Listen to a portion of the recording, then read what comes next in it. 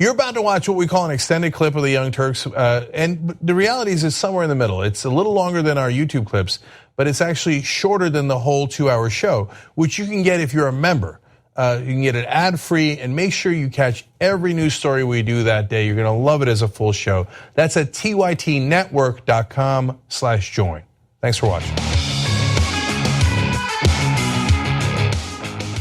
All right, welcome to the Young Turks. We've got a great Monday show for you guys. Boy, the first story is amazing about the ghouls and goblins that the Republicans are running and how they're winning in their own primaries. Amazing. We'll get to that in a second.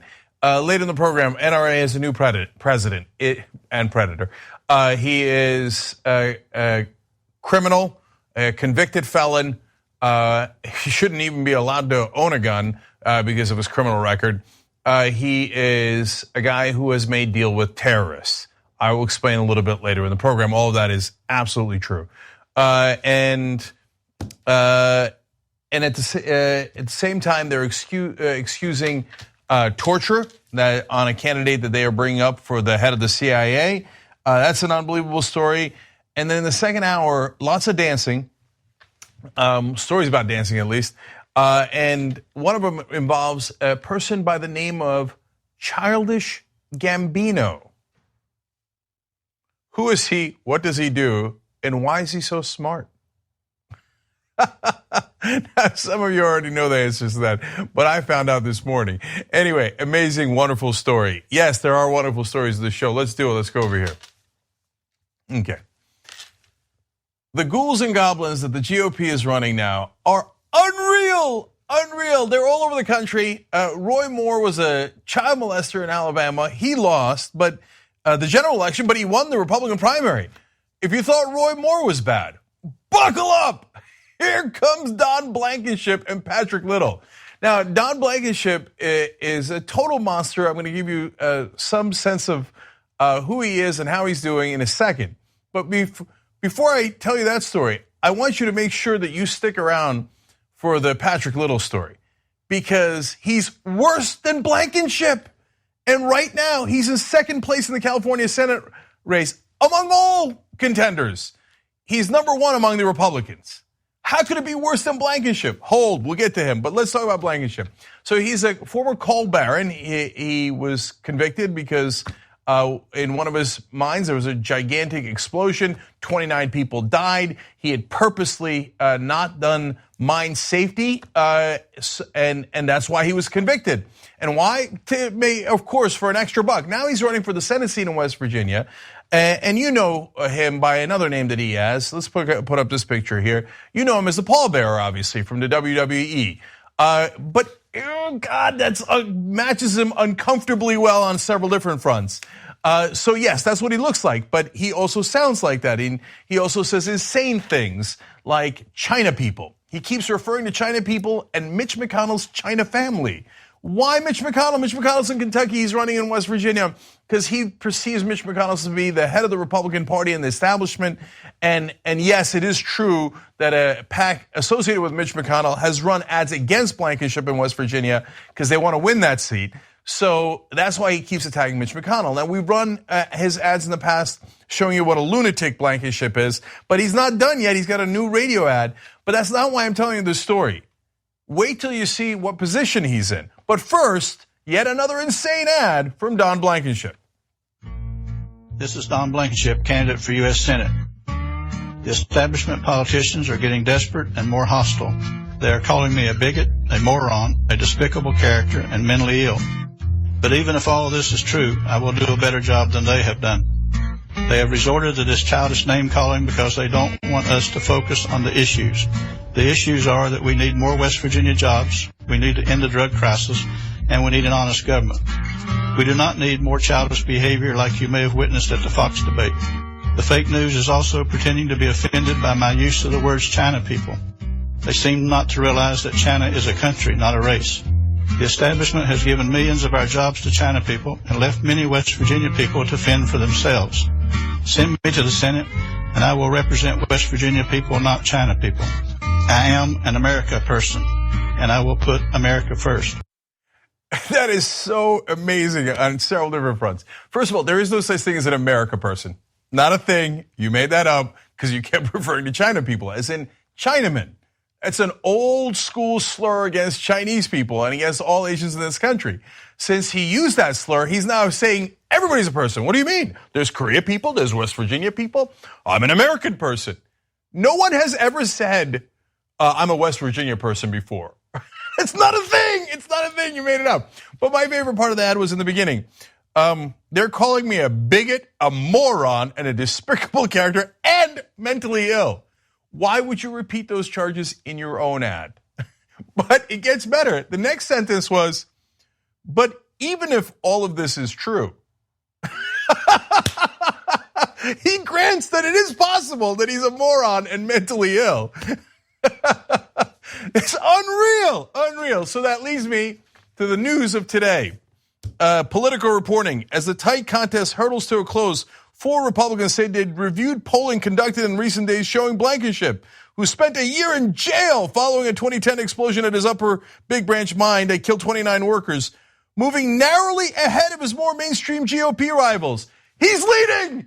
He's leading. He's number 1 in the Republican primary. The primary's tomorrow. The primary is tomorrow.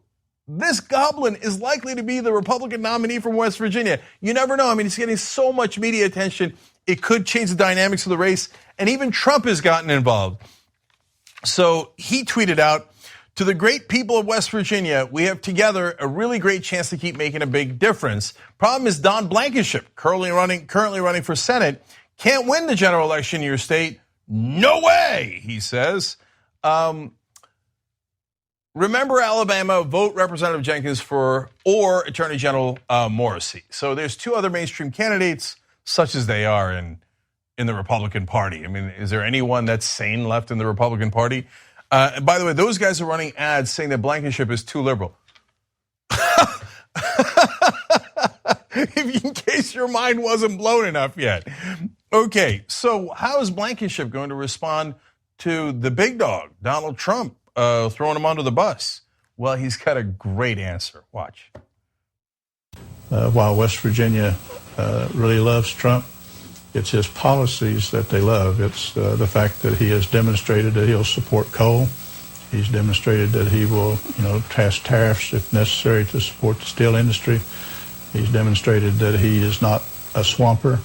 And so it's those policies that West Virginians love. And I'm basically Trumpier than Trump when it comes to those policies, but I'm a much more mild-mannered and much more in line in terms of the social issues in West Virginia than even President Trump. Well, you got to give him this. He is mild-mannered. I mean, what he says is insane, but his delivery makes it appear that he has already died. That's the guy. You want to talk about low energy? I've never seen anyone with less energy in my life. Anyway, I was offended by the word West Virginians. What I understood was that they are West Virginia people. All right, but of course, the interesting thing that everybody noted from that response to Donald Trump is that he is Trumpier than Trump. That's got to go on a shirt somewhere. So, oh boy, when we've got a new standard in the Republican Party in the country, which is Trumpier than Trump, God help us all. So you might be wondering, why is he winning? Well, for 2 reasons. And again, winning just in the Republican primary. 2 reasons. One, the Republican electorate has lost its mind. They got egged on by fear and hatred for year after year after year. And so they're like, yeah, fear and hatred, that's what we're for. So this guy hates the China people. That sounds great to me, because I'm a West Virginia Republican person. So I'm voting for Blankenship. He didn't get famous for doing anything positive. The only 2 things Blankenship are known for is blowing up a mine where 29 workers died and going to jail for it, and for being deeply racist in this particular campaign. It's not like people are like, yeah, but on the other hand, right? Well, he does a lot of charity. No, there's no such thing. Okay, I don't know how much charity he does, but he's certainly not known for that. So the other reason why Blankenship is doing well, over the final 6 days of the race, as Politico reports, the self-funding coal baron is set to spend over $640,000 on commercials. According to the media buying totals, more than Jenkins and Morrissey combined, Blankenship has spent over $2.5 million on TV ads in total, far more than his rivals. In other words, money in politics. We need to talk about a relatively new show called the Republic, or UNFTR. As a Young Turks fan, you already know that the government, the media, and corporations are constantly peddling lies that serve the interests of the rich and powerful. But now there's a podcast dedicated to unraveling those lies, debunking the conventional wisdom. In each episode of On the Republic, or UNFTR, the host delves into a different historical episode or topic that's generally misunderstood or purposely obfuscated by the so-called powers that be, featuring in-depth research, razor-sharp commentary, and just the right amount of vulgarity. The UNFTR podcast takes a sledgehammer to what you thought you knew about some of the nation's most sacred historical cows. But don't just take my word for it. The New York Times described UNFTR as consistently compelling and educational, aiming to challenge conventional wisdom and upend the historical narratives that were taught in school. For as the great philosopher Yoda once put it, you must unlearn what you have learned. And that's true whether you're in Jedi training or you're uprooting and exposing all the propaganda and disinformation you've been fed over the course of your lifetime. So search for UNFTR in your podcast app today and get ready to get informed, angered, and entertained all at the same time.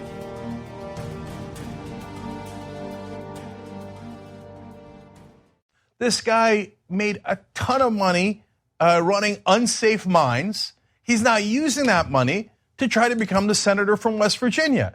He's even overpowering his Republican opponents by spending millions of dollars on a West Virginia race. Man, the corruption runs so deep in this system. Meanwhile, the person not getting anywhere near enough attention in the race is actually a wonderful candidate, of course not on the Republican side, on the Democratic side, Paula Jean Swearengin. She's running against Joe Manchin. They also have a primary, and it's also tomorrow. So whatever you do in West Virginia, get out there and vote if you're a Republican. Hey, look, man, I can't. You like the corruption. You like somebody calling people China people and being Trump here. That's your business, okay? I would say vote against Blankenship, but that's your primary. Democrats, what are you doing? Joe Manchin represents the coal companies, everyone else. Paul G. Swearengin is running against them. Could you imagine if we had an honest, uncorrupted Bernie Sanders-style candidate against the monster that is Blankenship? She would crush him. She would crush him. Instead, Blankenship might get to say, well, Joe Manchin takes money from coal companies. I ran a coal company. Cut out the middleman. That's literally what Trump did. You think it can't work? Trump said, hey, all these people take money from politicians. I'm the guy they took money from. Cut out the middleman, go straight to the heart of the corruption. And it worked. And it worked. So it might be able to work against Manchin. It won't work against Paula Jean. Here's her links, and they're all down below in the description box if you're watching on YouTube or Facebook. Make sure it's so easy to click. Just go down there and click on it when you get a chance. Again, the primary is tomorrow, so whatever you do, just get out and vote. Go, go, go, go, go. Okay, so how could the California Republican candidate, Patrick Little, be worse than Blankenship? Okay, he rises to the challenge. And I'm going to tell you about his poll numbers in a second.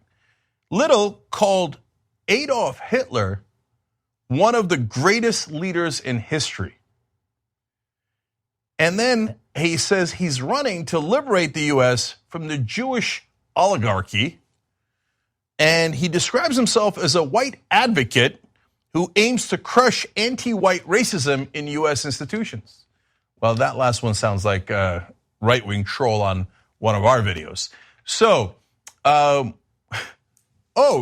people, you say, hold my beer. Okay, going straight for the Nazi vote. And get a load of this. He's winning among Republicans. In fact, this is a race that Dianne Feinstein and Allison Hartson are in, okay? Feinstein's at 39% according to a Survey USA poll. Patrick Little is at 18%. He would go to the runoff. He would beat all of the other Republicans and the rest of the Democrats, keeping it real, and he would go to the runoff. In California, just the top two advance. It doesn't matter what their party is. Holy cow, how the hell is he at 18%? That's insanity. So we're not done yet. So the GOP kicks him out of their convention this weekend, and he's super mad about it. And so how is he going to show how mad he is? By standing on the Israeli flag. Watch. The They just had me expelled from the building because I won't serve Israel. I want to serve my country. I want to serve the United States. I want to serve Californians.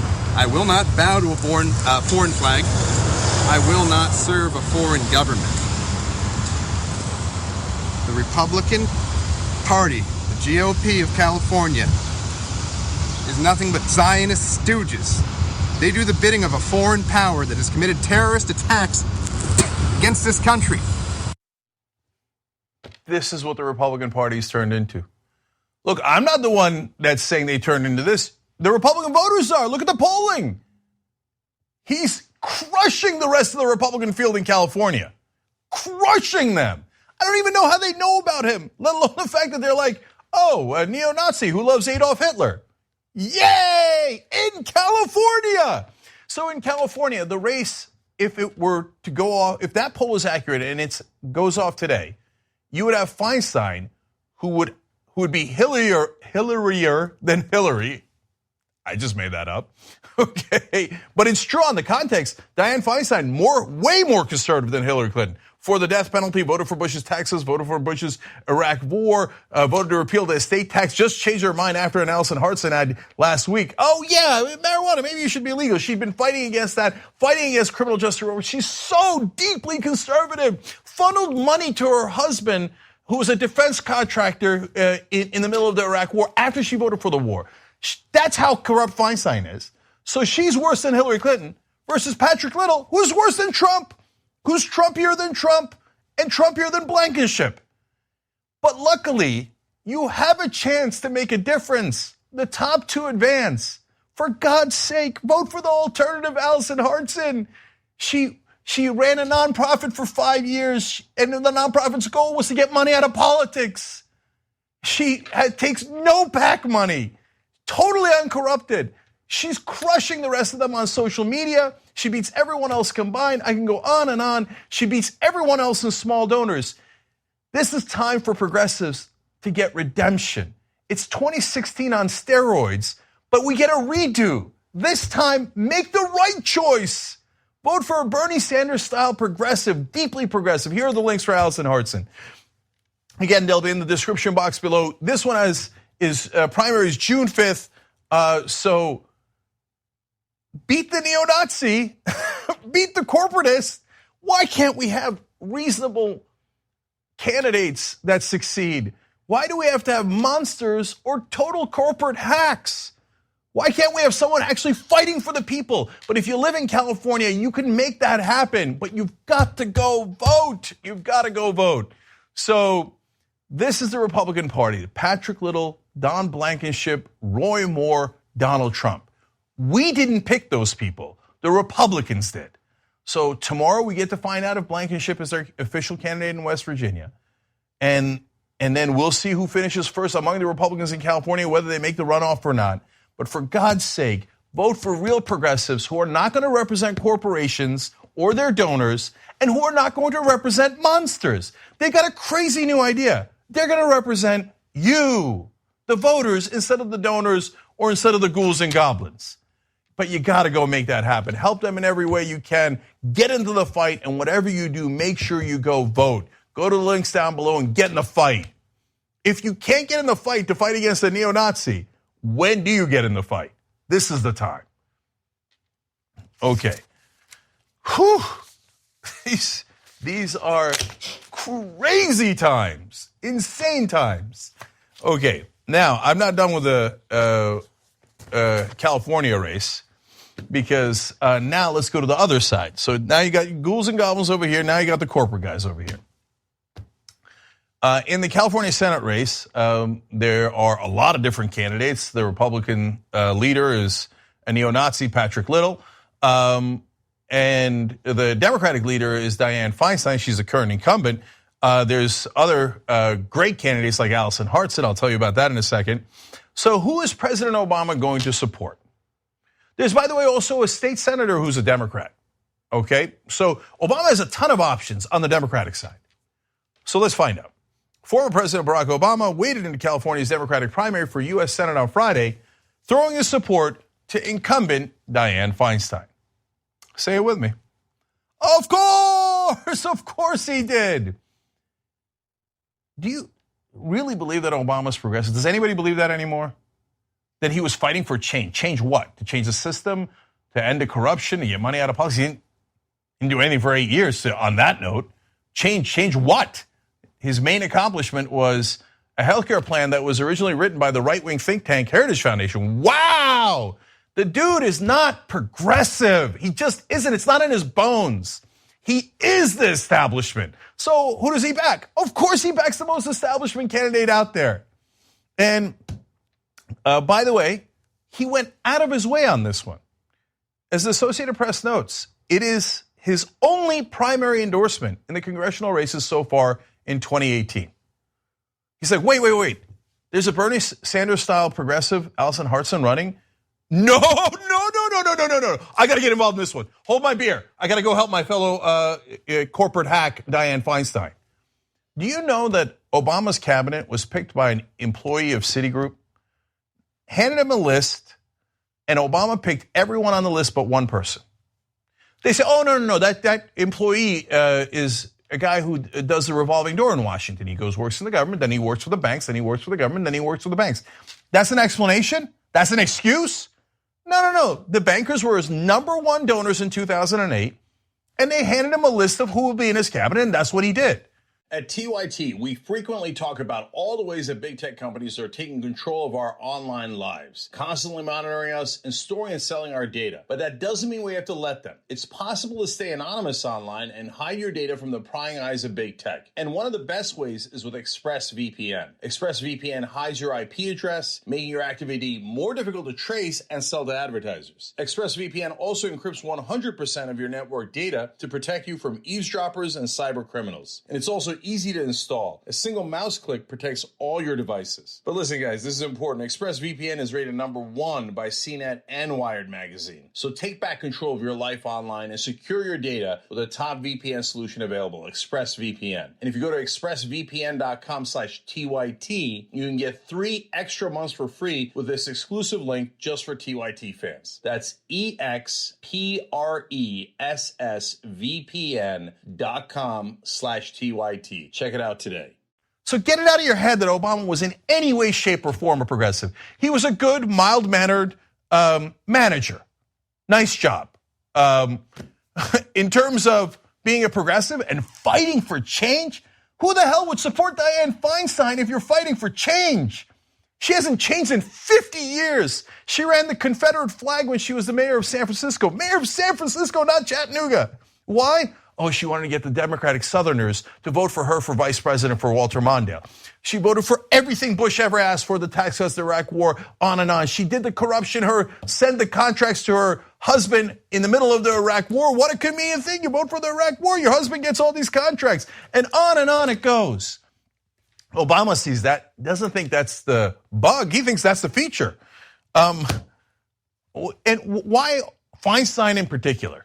You know that Feinstein actually supported Hillary Clinton in 2008 in their matchup, but Obama doesn't care about that. Once someone from the establishment supports him, he goes, oh yes, I'm going to bathe in the establishment support. In fact, Feinstein later served as the chair of Obama's first inaugural ceremony.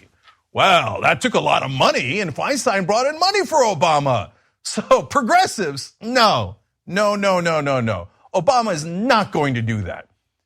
If you're waiting for Obama to support any progressive causes or candidates, please don't hold your breath. You'll hurt yourself. He's never going to do it. You remember how he talked about how he was going to put on his walking boots? This is before he was president. Put on his walking boots if collective bargaining was ever challenged. Now, those walking boots still in the closet, left completely unworn. Is there any progressive causes that he's rolled up the sleeves and gotten into? Allison Hartz is a community organizer. Community organizer? Come on, who would support that? What? I thought you were a community organizer. She was a teacher. He was a teacher. Doesn't care. It was about him. Okay, now, people are saying, oh, wow, that's surprising. Now, look, does Obama even know about Allison? I don't know. And the rest of the media is, by the way, also deeply biased in favor of the establishment. They don't know that if you're a writer in California or you work in media at all in California, you probably don't even realize it. but you're massively pro-establishment. Why? Is there a conspiracy? No, of course not. Don't be ridiculous. But your idea is politicians are awesome, and I should write about politicians, and I should focus on politicians, and I should give politicians a ton of free media. But if you're a real person like Allison, who's ran a nonprofit for 5 years, nonprofit to get money out of politics, no way, no way. Now, so what do? They cover the other guy in the race, KDL. So he was a state senator. So the rest of the California media is like, oh, state senator, state senator. He does very badly in the polling. Look, the polling's all over the place. To be fair, almost everyone's doing badly in the polling, including Dianne Feinstein. She's only at 39%. But instead of then going, okay, well, who are the viable candidates maybe on other metrics? They go, I don't know, I'm lazy and I don't know it, but I'm actually part of the corruption. So who's got more money that they have amassed from corporations? Who is an establishment politician? I'm the one who's going to give them press. So they do it with KDL. Now, let me give you a sense of other metrics they could use. Do you know that Allison Hartson has, in the last week, as an example, she beat all of the other candidates. I think there's like 30 candidates running in California. She beat all of them combined in social media. All of them combined. The second closest person, she had 6 times as much engagement in social media. You know what that tells you? That's a groundswell. Now, is anybody covering that groundswell? No, wait, yeah, but is she a politician taking money from corporate PACs? No, then we're not going to cover the groundswell. Okay, how about small donors? So that might indicate, hey, there's a lot of people who support her, who are giving her a ton of contributions. They're not giving it in $1 million increments like the ones that the corrupt politicians are getting. So let's take a look at that. 72% of Allison's contributions come from small donors. Those are donors under $200. That category, Feinstein laughs. He's like, why would I take small donors? I already have giant donors. Only 5% of her contributions come from small donors.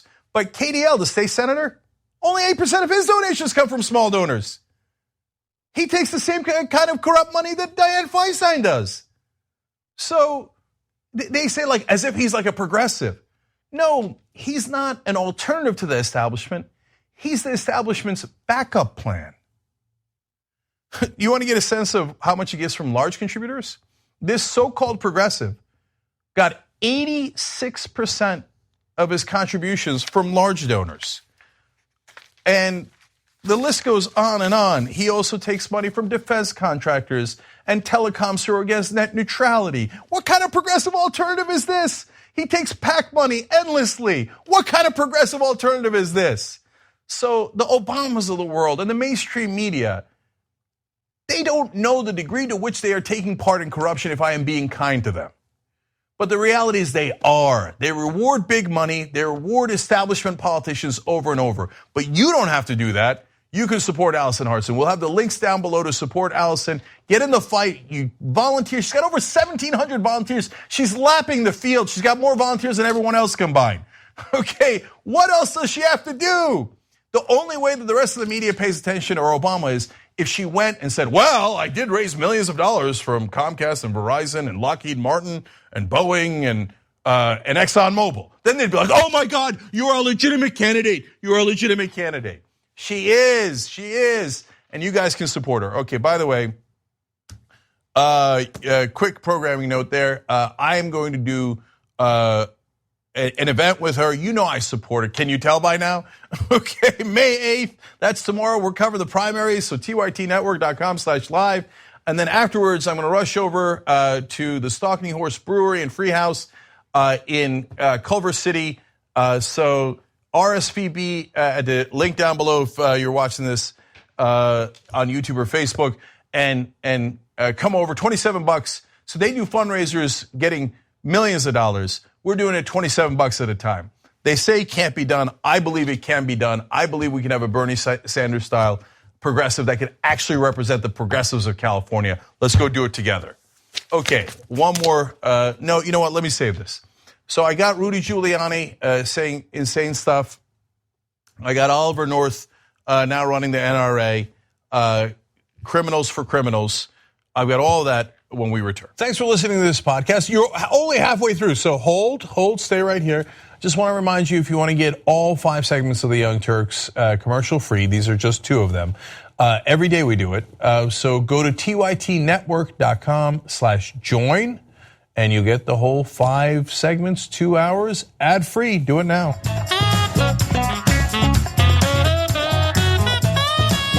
All right, back on the Young Turks. Hannah Cranston joins us from Think Tank. Woohoo! Oh, I like that. I'll take that. You know who I'm having on Think Tank tomorrow? Who? For the first time in like forever? Haas. Oh. Hassan the Hun. Interesting. Will be making his appearance on Think Tank. You had Cassie on, right? Who does the Pilates channel? Yes, Cassie Ho. Yeah. Yeah. So I just saw her at Brandcast in YouTube. She says hi. I love her. Yeah. She's great. She does Blogalotties. Yes, she has a huge YouTube channel. You should check that out. She's a wonderful person. All right. Brian Newton writes in, I'm sure the victims, he's referring to McCain, of his warmongering would like a voiceover of his passing too. Okay. Connor Lavone writes in, a regime change in Iran probably leads to a new civil war in Iraq and Lebanon, and Syria becomes an even bigger mess. All that is, unfortunately, certainly possible and maybe even likely. Hezbollah has just won the elections in Lebanon. Buckle up. And if we attack, if we attack Iran, that greatly emboldens all the radicals in the Middle East. They will get to say, we told you there's never a peace deal with America. Go fight them, fight them, fight them. Anyway, members of the day are Peter Markland and Julie Welton. Hannah and I will be doing the postgame today. Yeah. And of course, it'll be fun and fantastic. Fun and fantastic. That's right. And guys, if you want, tomorrow, first of all, make sure you're watching our live coverage of the primaries tomorrow. Indiana, North Carolina, West Virginia, Ohio, these huge states. So Young Turks, 6 to 8 p.m. tomorrow, and then 8 o'clock our primary coverage starts. And then after that, if you're here in L.A., 8 to 10 p.m. Pacific at the Stalking Horse Brewery and Free House on Pico Boulevard, Allison Harson is going to do a people's fundraiser. That's you got an RSVP there. And it's $27. It's not thousands upon thousands of dollars like a normal fundraiser is. So, and I will go as soon as our broadcast is over, and I'll join you guys there as well. I think this is only capacity for 50 people. So, and by the way, we're not saying 27 is all you can give. If you can give more, by God, do it. AllisonHartson.com/go. All right, what's next?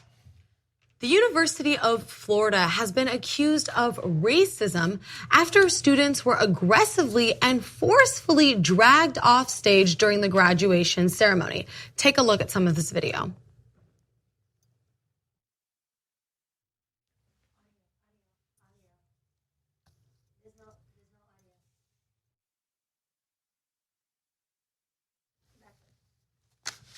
Okay, can I just say, Hannah? Yeah. I thought for a second when I first saw the video that they were dancing, like that they were dancing together. Yeah. I'm like, I can't believe the guy made contact like that. That was like, I'm like, are they doing like the do-si-do? What's going on? But they were literally physically dragging them off the stage. And you can see even some of the more almost like violent nature of it in this next video that I want to show you. You've got to look closely, and you can hear the people in the crowd reacting to it. So let's watch that really quick.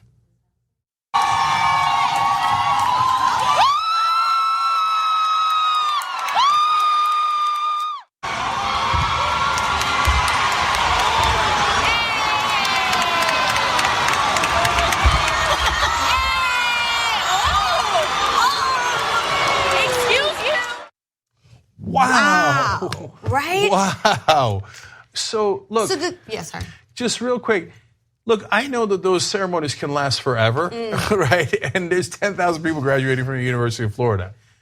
But you cannot manhandle them at their, what a lot of people consider to be one of the most important moments in their life. Right. And wrestle them off the stage. That's crazy. You can't do that to anyone. And now, of course, witnesses are saying, they didn't do it to the white students. They did it to black students. Oh, Jesus Christ. What have you done? Well, let's that's the thing. So they basically implemented this policy to sort of move things along, right? Because these ceremonies can last a long time. And what's interesting, it's like you said, witnesses said that they weren't doing it to the white students. One of the witnesses said that there was a white student who did a backflip and he wasn't touched. He was allowed to do what he wanted to do. Now, one student in particular, Nafisa Atta, who was one of the students who was actually pushed off the stage while she was dancing, said she had planned what she wanted to do on stage to celebrate my story, all of my hard work I'd done at the University of Florida. I tried to do one of my stroll moves, but I was instantly blocked by one of the officials on stage, and they aggressively pushed me off the stage after that. So I was definitely disappointed. They took that moment from me because I can only get my bachelor's once. I mean, and that really alludes to getting at what you were saying, is that this only happens once for most people. And this is such a huge event in so many people's lives. And her family came from London and came from all around the country to watch her do this and to have her be abused in the act of having this huge life event. It's so sad. So I want to be clear about this. I would be shocked if University of Florida dean or administrators were like, okay, we're going to have this random dude on stage. Now make sure you only attack black people. Well, okay. Yes. But that's the problem with stereotypes and discrimination and racism, is that unfortunately it's in the back of almost all of our heads. So when it comes to enforcement, there's selective enforcement. So white kids are doing backflips left and right, and the usher doesn't think to tackle them or suplex them.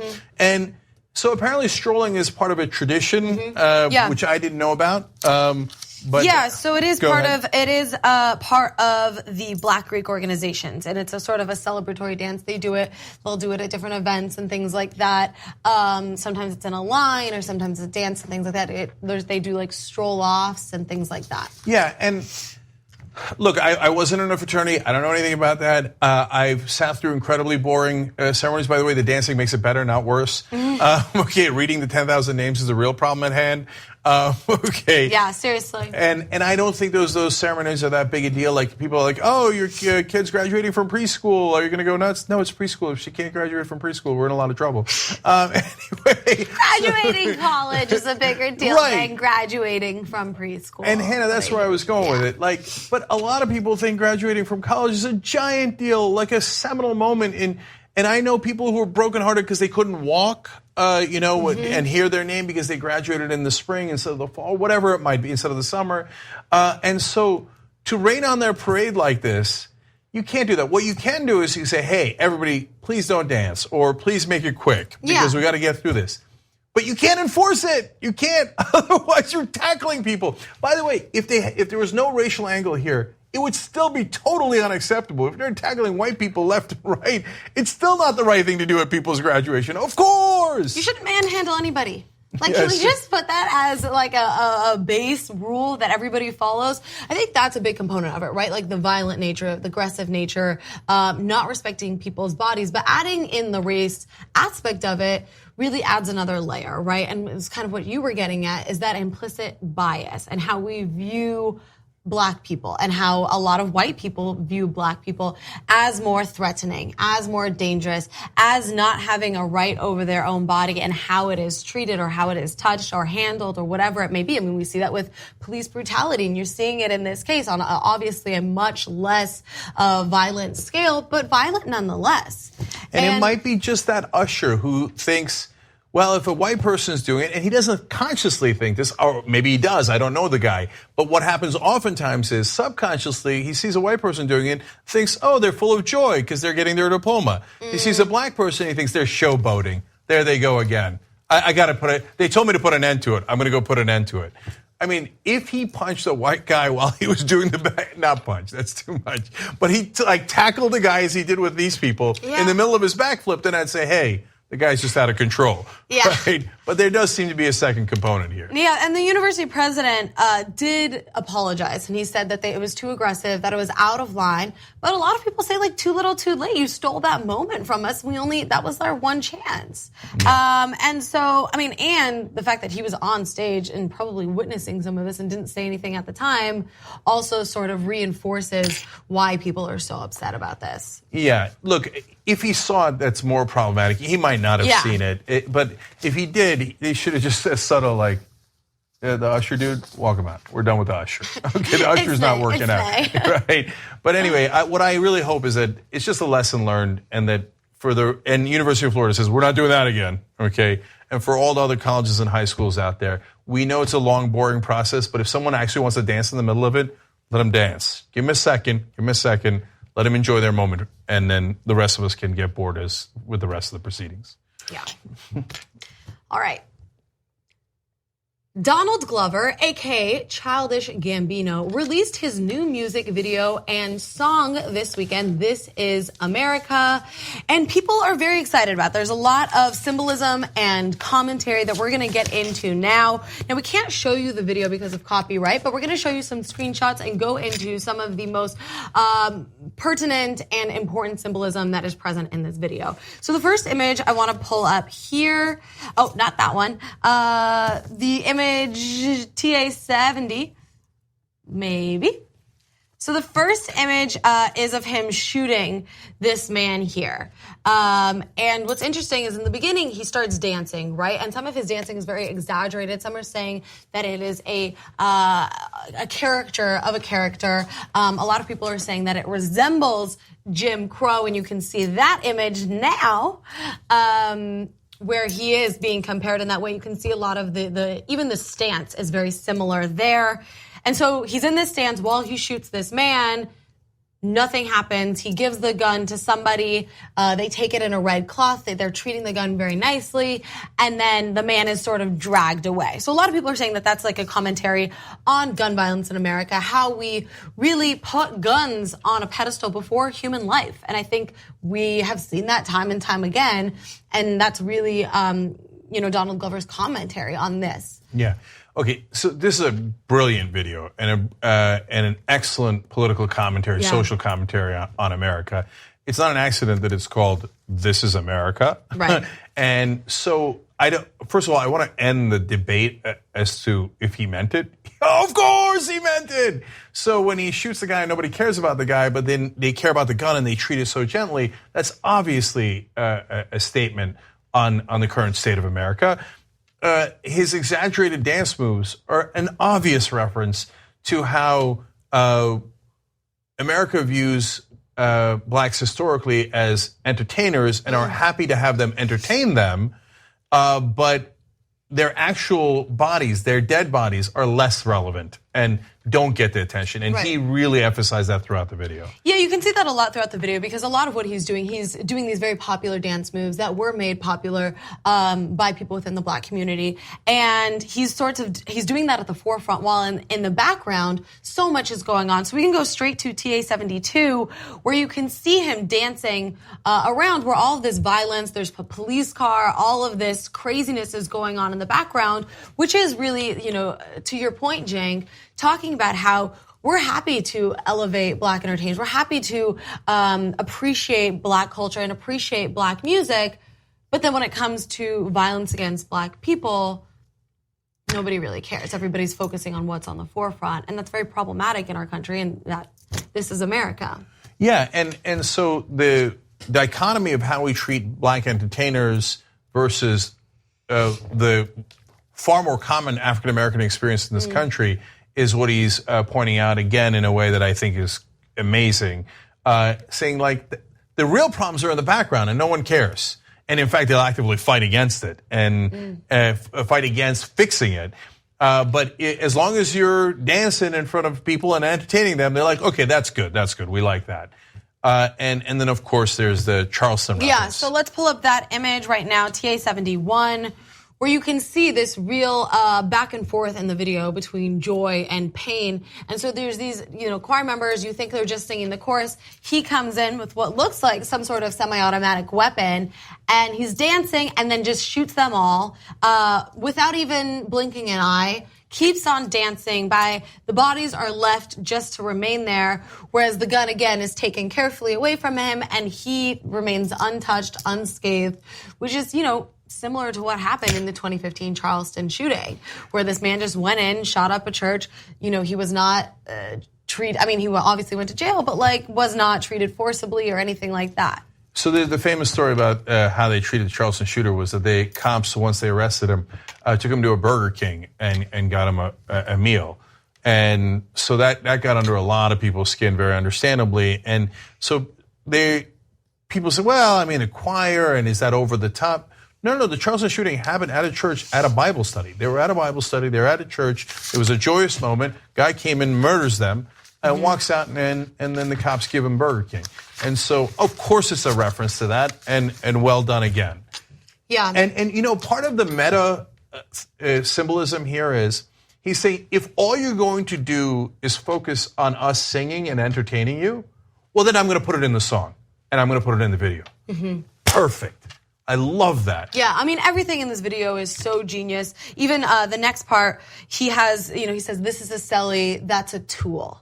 Okay, and so that's a reference to Stephon Clark, but also the fact that people are now using cell phones to really document what is happening within the Black community, especially police brutality against them. And it's so great that he talks about that. You can use this as a tool, and I love that he does that. And then the last scene is him running through this extremely dark hallway with his eyes bulging, and many are saying that that's a reference to The Sunken Place, a reference back to Get Out.